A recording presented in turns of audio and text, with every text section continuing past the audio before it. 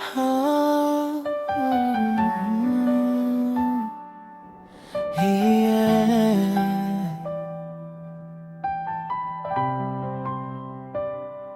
Hindi ako tumigil, hindi ako sumuko. Ipinaramdam ko sa'yo kung gaano kita gusto. Inalay ko ang oras, binigay ko ang lahat. Handang harapin kahit anong hirap o sakit. Akala ko sapat na, akala ko panalo na, dahil ipinakita ko na mahal kita. Pero may isang tao na pumasok sa kwento, at doon ko naramdaman na unti-unti kang nagbabago. Pinaglaban kita, higit pa sa kaya ko. Ipaglaban ang puso na hindi naman para sa'kin, pero sa huli siya pa rin ang pinili mo. Siyang naging pahinga, siyang naging tahanan. Masakit isipin na kahit anong gawin ko sa puso mo, siya pa rin ang mananaig at mananatili.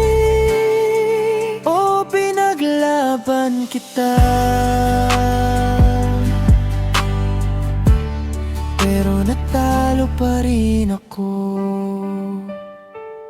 Nakikita ko naman na siya ang nagpapasaya, siya ang dahilan kung bakit kumikislap ang mata mo. Ako yung nandito, laging handang umalali, pero siya yung taong lagi mong nais makapiling. Gusto kong magalit, gusto kong masaktan, pero paano man ang pagmamahal na walang hanggan. Kaya tinanggap ko na lang kahit sobrang sakit, na hanggang dito lang ang aking limit. Pinaglaban kita, higit pa sa kaya ko. Ipaglaban ang puso na hindi naman para sa'kin, pero sa huli siya pa rin ang pinili mo. Siyang naging pahinga, siyang naging tahanan. Masakit isipin na kahit anong gawin ko sa puso mo, siya pa rin ang mananaig at mananatili.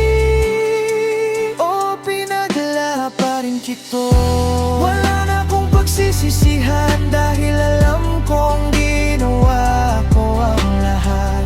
Minahal kita ng totoo, pero sadyang hindi tayo ang itinakda. Siyang para sa'yo at ako, isa lang palang alaala.